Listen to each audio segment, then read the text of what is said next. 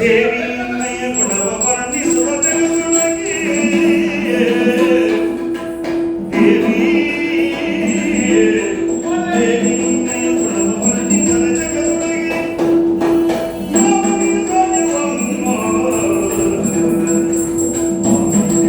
ನೀನು ಪಡೆಯಲ್ಲದೆ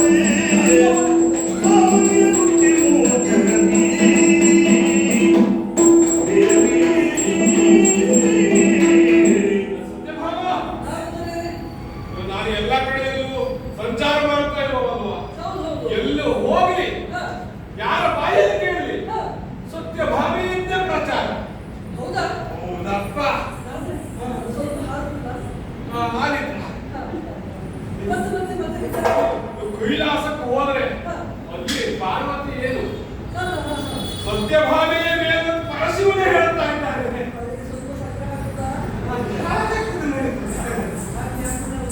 ಇನ್ನು ವೈಕುಂಠಕ್ಕೆ ಹೋದ್ರೆ ಐಶ್ವರ್ಯದಲ್ಲಿ ಯಾರು ಅಂತ ಕೇಳಿದ್ರು ಲಕ್ಷ್ಮೀ ದೇವಿ ಅಂತ ಹೇಳುವುದಿಲ್ಲ, ಈಗ ಸತ್ಯಭಾಮಾದೇವಿ ಅಂತ ಹೇಳುವುದು. ಹೌದಪ್ಪ,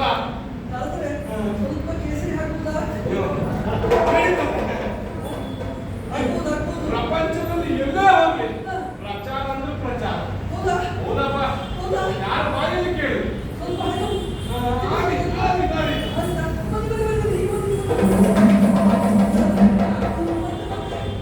ಅದೆಲ್ಲ ಹೌದು. ಮುಖ ಯಾಕೆ ಹೀಗಾಗಿದೆ?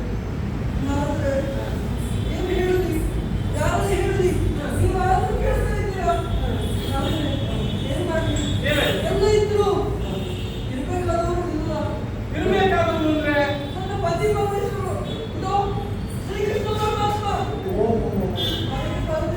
ಬರ್ಲೇ ಇಲ್ವಾ? ಇದು ಒಳ್ಳೆ ಕಥೆ. ಬರ್ಲಿಲ್ಲ ಅಂತ ಹೇಳುದು, ಬಂದವರನ್ನು ಓಡಿಸುದು. ಓ ಹಾಗೆ. ಹಾಗಿದ್ದವರು ಸುಮ್ಮನೆ ಸುಮ್ಮನೆ ಬರ್ತಾರಂತೆ. ನೀವು ಆಲೋಚನೆ ಮಾಡಬೇಕು.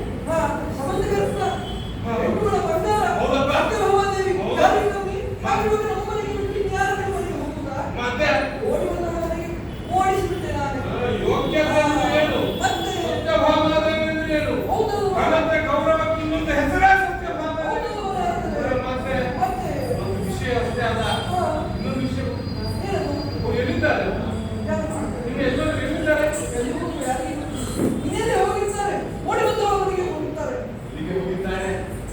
ಇನ್ನೊಂದು ಈಗ ಇನ್ನೊಂದು ವಿಷಯ ಗೊತ್ತಿಲ್ಲ ನಿಮಗೆ? ರಾಮದರ್ಶನ ಆಗುವಂತೆ ಯಾರೀಗ? ಹೌದಪ್ಪ, ಹನುಮಂತ ತ್ರೇತಾಯುಗದಲ್ಲಿ ಶ್ರೀರಾಮನ ಮಂಡಲದವ ಈಗ ಮತ್ತೆ ದ್ವಾರಕೆಗೆ ಬಂದಿದ್ದಾನಂತೆ. ಅಂತಹ ಹನುಮಂತನಿಗೆ ದ್ವಾರಕೆಯಲ್ಲಿಯೇ ಶ್ರೀರಾಮ ದರ್ಶನ ಆಗುವುದಕ್ಕುಂಟು. ಇನ್ಯಾರು ಕೊಡ್ತಾರೆ? ಶ್ರೀರಾಮನ ಅಪರಾವತಾರವಾದಂತಹ ನಿಮ್ಮೊಡೆಯ ಶ್ರೀಕೃಷ್ಣ ಪರಮಾತ್ಮ. ಆದ್ರೆ ರಾಮ ಒಬ್ಬರೇ ಇದ್ರೆ ಆಗ್ತದ? ಸೀತೆ ಇರ್ಬೇಕಲ್ಲ. ರಾಮನೊಟ್ಟಿಗೆ ಸೀತೆಯನ್ನಾಗಿ ಯಾರನ್ನ ಆಯ್ಕೆ ಮಾಡಿದ್ದಾರೆ?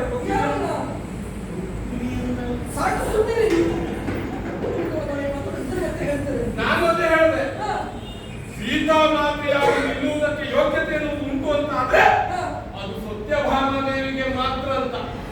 ಅಂತ ಯೋಗ್ಯತೆ ಮತ್ತೆ ಹಾಗಾಗಿ ರುಕ್ಮಿಣಿಯಲ್ಲಿ ನಿಲ್ಲಿಸುವುದಕ್ಕೆ ಆರಂಭಿಸಿದ್ದಾರೆ. ನೀನು ಸೀತೆಯಾಗಿ ಹೋಗ್ಬೇಕು. ಏನ್ ಮಾಡಬೇಕು? ಸೀತೆ ಹಾಕಿ ಕಾಣಬೇಕು, ಸೀತೆ ಹಾಕಿ ತಯಾರಾಗಿ ಹೋಗ್ಬೇಕು. ನೀವು ನಿನ್ನ ಲೆಕ್ಕದಲ್ಲಿ ನೀವು ಸೀತೆ ಕಾಣ್ತೇನೆ ಅನ್ಕೊಂಡ್ಯಾ? ಸೀತೆ ಹಾಕಿದ್ದಾರೆ ಅಂತ ಅವನಲ್ಲಿ ನಡೆಯುವ ದಿಕ್ಕು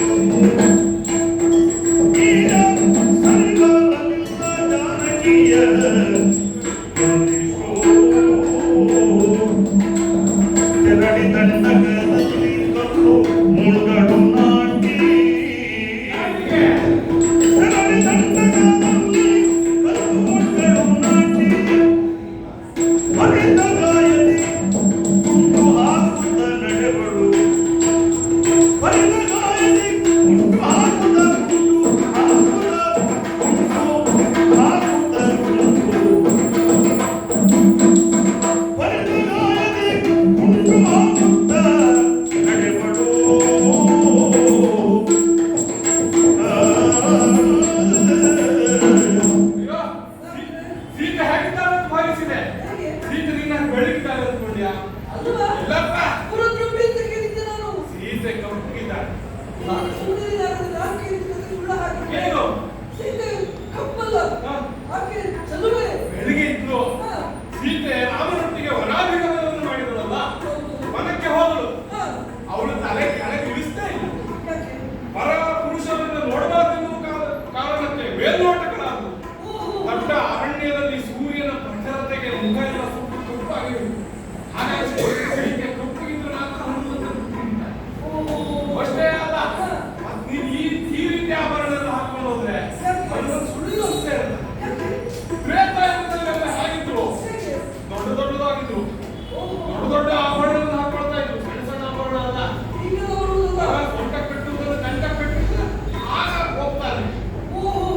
ಅಷ್ಟೇ ಅಲ್ಲ, ಇನ್ನು ನಡೆಯುವುದು ಸರಿಯಾಗಿ. ಯಾಕೆ ನಡೆದ್ರೆ?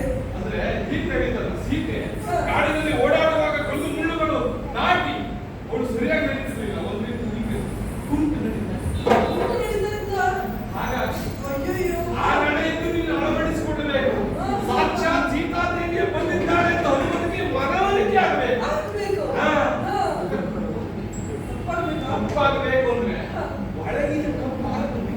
ಅಂದ್ರೆ ಒಲೆಯಲ್ಲಿ ಅದೇ ಒಳಗೆ ಮನೆಯಲ್ಲಿರುವ ಕಪ್ಪು ಹೊರಬರ್ಬೇಕಲ್ಲ? ಈಗ ಬಂತು.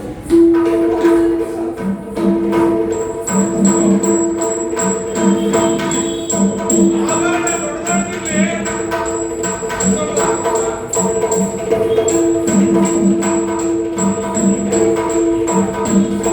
ಸಾಕಾಗುವಷ್ಟು ಕಪ್ಪು ಸಿಕ್ತು.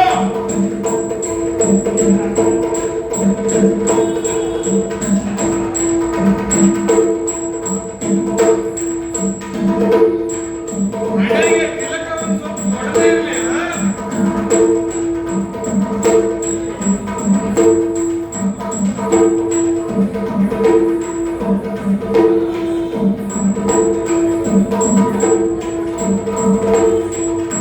ಪೂರ್ತಿ ಕಪ್ಪಾಗ್ಬೇಕು.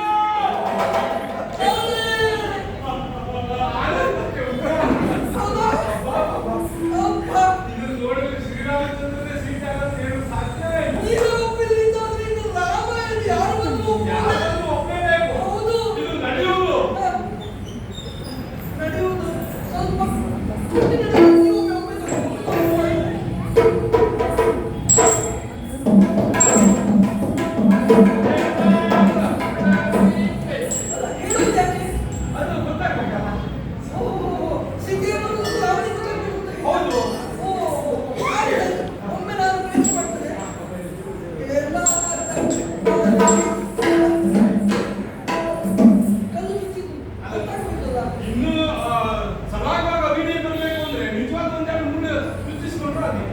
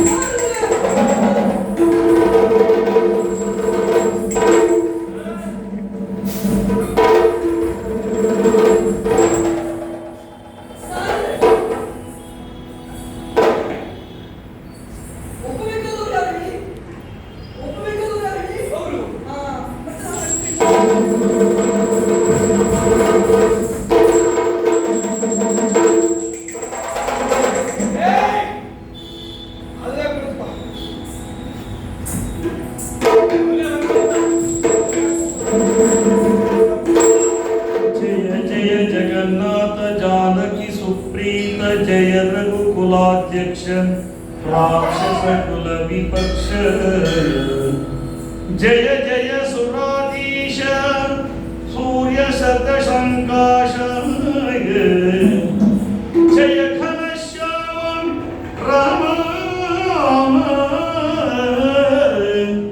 जय जय दया सार दीन कुल उद्धार जय कृत्यत पाप जय तु जय चिन्मय चिदाकाश जय रामचंद्र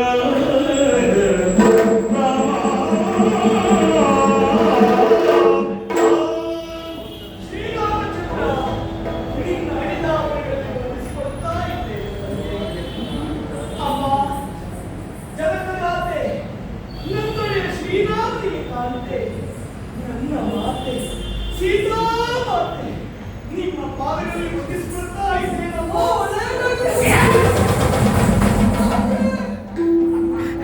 ಬಿಡ್ತೇನೆ. ನಾನು ಅಮ್ಮನಿಗೆ ನಮಸ್ಕಾರ ಮಾಡಿಸಿ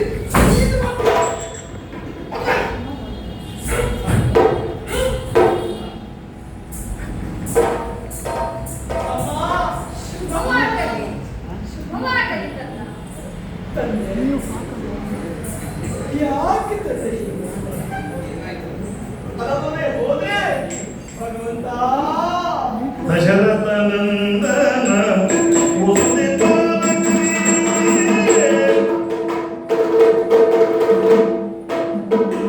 दशरथ नंदन उदित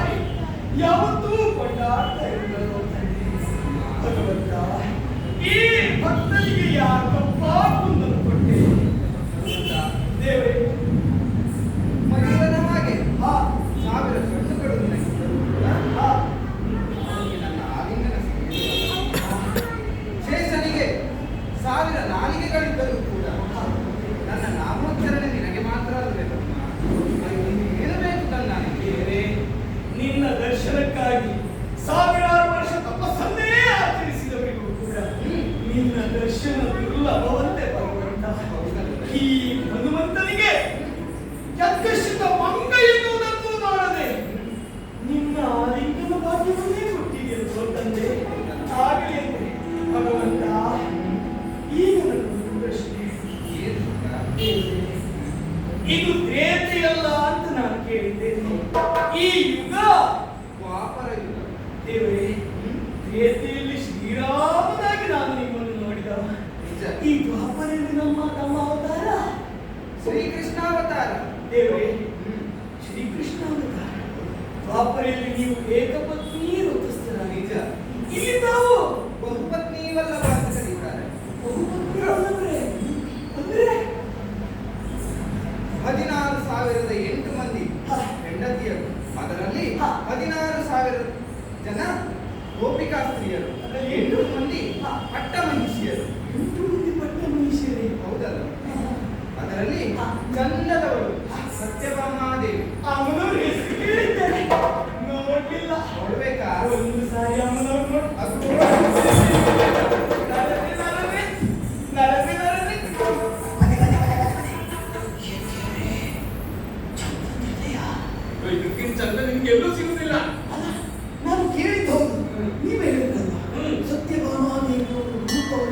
ಹೌದಪ್ಪ. ಈ ದ್ವಾರಕೆಯಲ್ಲಿ ಚಂದ ಇಷ್ಟು ಚಂದವಾ? ಹೌದು. ಅಲ್ಲ, ಇದು ನಿಜವಾಗ್ಲೂ ಇದೇ ಚಂದವಾ ಅಥವಾ ಎಂತದ್ದು? ಇದು ಮೊದಲು ಚಂದವೇ ಇತ್ತಿದು. ಇದು ಒಳಗಿನ ಕಪ್ಪು ಹೊರಗೆ ಬಂದು ಈ ಮುಖ ಹೀಗೆ ಕಪ್ಪಾದದ್ದು. ನಾನಂದ್ರೆ ಹೇಳ್ತೇನೆ, ಬೇಸರ ಮಾಡ್ಕೊಳ್ಬೇಡಿ. ಏನು? ಈ ಚಂದ ಇದ್ದವರನ್ನು ಈ ರೀತಿಯಲ್ಲಿ ಮಾಡಿಕೊಂಡವ ನಮಗೆ ಅಲ್ಲವ? ಅವ ಸಿಕ್ಬೇಕಿತ್ತು. ಇದು ನೀನು ಬ್ರಹ್ಮಚಾರಿಯಾಗಿ ಇಂತ ಮಾತಾಡ್ಬಾರ್ದು. ಅಲ್ಲ, ಕೆಲವೊಂದು ಸಾರಿ ಕೆಟ್ಟದನ್ನು ಮಾಡಿದವರು ನಾವು ಹೇಳ್ಬೇಕಾಗ್ತದೆ. ನೀನು ನನ್ನ ಮಾತಾಡಿದ್ರೆ ಎಲ್ಲಿಂದ ಬಂದಕ್ಕೆ ಇರ್ಬೇಕಾಗ್ತದೆ. ಹಾಗಲ್ಲ, ಕೆಲವೊಂದು ಬೈಬೋದ ಮಾತು. ಹೌದಪ್ಪ. ಅವ ಯಾರವ? ಹೌದಾ? ಅದಕ್ಕೂ ಕಾರಣ ಉಂಟಪ್ಪ. ನೀವೇನ್ ಮಾಡಿದ್ರೆ ಸರಿ, ನನ್ನ ಮಾತನ್ನು ಇದಕ್ಕೆ ತಗೊಂಡು ಹೊಟ್ಟಿಗೆ ಹಾಕ್ತೇನೆ. ತೊಂದರೆ ಇಲ್ಲ. ಸತ್ಯ ಭಾವಿಗೆ ಪ್ರಪಂಚದಲ್ಲಿ ತಾನೇ ಸುಂದರವತಿ, ತಾನೇ ಐಶ್ವರ್ಯವಂತೆ ಎನ್ನುವಂತಹ ಅಹಂಕಾರ ಇದೆ. ಆ ಅಹಂಕಾರವನ್ನು ಇಳಿಸುವುದಕ್ಕಾಗಿ ಶ್ರೀದೇವರೇ ಆಡಿದಂತಹ ನಾಟಕದಲ್ಲಿ ನಾವೆಲ್ಲ ಪಾತ್ರಧಾರಿಗಳಷ್ಟೇ. ನಿಂತೇಶಮ್ಮ. ಹೌದಪ್ಪ. ಈಗ ಅವ್ರು ಒಳಗೆ ತಪ್ಪಾರ ಬಂದ ಹೌದು. ಅವ ನಾನು ಇಲ್ಲಿಂದೇ ನಮಸ್ಕಾರ ಅಲ್ಲಿಂದ ಆಶೀರ್ವಾದ ಮಾಡಿ.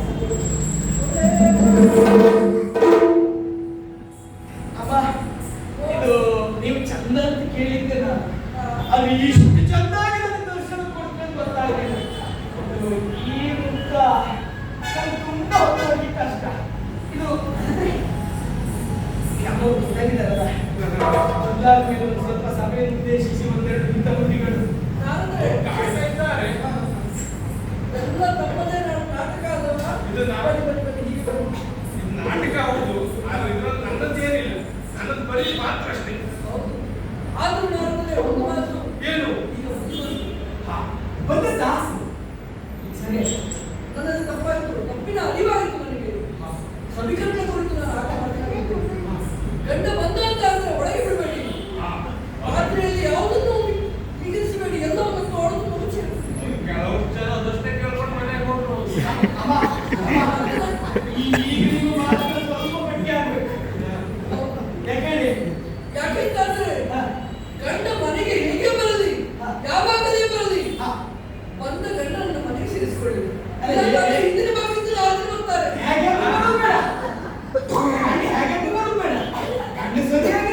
ಸರಿಯಾಗಿ ಬರಲಿ, ಬಂದವನ್ನು ಸೇರಿಸಿಕೊಳ್ಳಿ. ಅಂತಂದ್ರೆ ಹಿಂದಿನ ಭಾಗದಿಂದ ಆದ್ರೆ ಬರ್ತಾರೆ. ಹಾಗೆ ಅಪಾರ್ಥವಾಗಿ ಹೇಳಬೇಡಿ. ಹಾಗಾದ್ರೆ ಒಳ್ಳೆ ಬುದ್ಧಿಯನ್ನು ಕಲಿಸ್ಲಿಕ್ಕೆ ನೀವು ಬರ್ತೀರಾ? ಮಸಿ ಹಚ್ಚಿಸ್ತಾರೆ.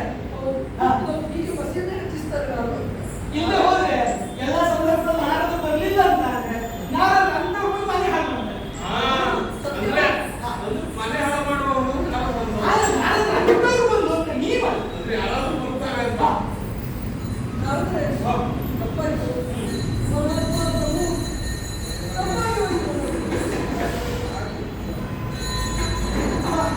ಇದು ಮತ್ತು ನೀವು ಈ ವೇಷ ಬೇಡ. ವೇಷ ಬದಲಾಯಿಸಿ ಹೋಗಿ.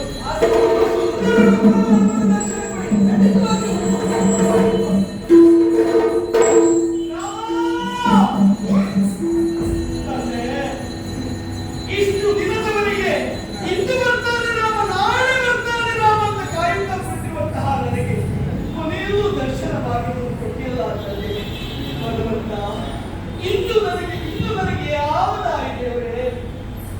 ಭಗವಂತ, ಏನು ಆಸೆ ಇದೆಯೋ ನಿನಗೆ? ಅನುದಿನವೂ ಅನುಕ್ಷಣವೂ ಈ ಹನುಮನ ಬಾಯಲ್ಲಿ ಶ್ರೀರಾಮನ ನಾಮವೇ ಅನುದಿನವೂ ಬಯಸುವ ಹಾಗೆ ಅನುಗ್ರಹ ಮಾಡುತ್ತದೆ. ಒಳ್ಳೆಯದಾಗಿ. ಇನ್ನು ಮುಂದೆ ನಾನೇನು ಮಾಡಬೇಕು? ಇಷ್ಟರವರೆಗೆ ಬೇರೆ ರೀತಿಯಾಗಿ ತಪಸ್ಸನ್ನು ಆಚರಿಸ್ತಾ ಇದ್ದವ ನೀನು. ಹಾಗೆ ಇನ್ನು ಮುಂದೆ ಕೂಡ ಬೇರೆ ಹೋಗಿ ರಾಮಧ್ಯಾನದಲ್ಲಿ ನಿರತನಾಗಿರು. ಯುಗ ಯುಗಗಳಲ್ಲಿ ಬಗೆ ಬಗೆಯ ಅವತಾರಗಳನ್ನು ತಾಳಿದರೂ ಕೂಡ ನಿನಗೆ ರಾಮದರ್ಶನವನ್ನು ನಾನು ಕೊಡ್ತೇನೆ. ಹೋಗಿ ರಾಮನೇ ಹೋಗಿ. ರಾಮ ರಾಮ ರಾಮ ಜಯ ರಾಮ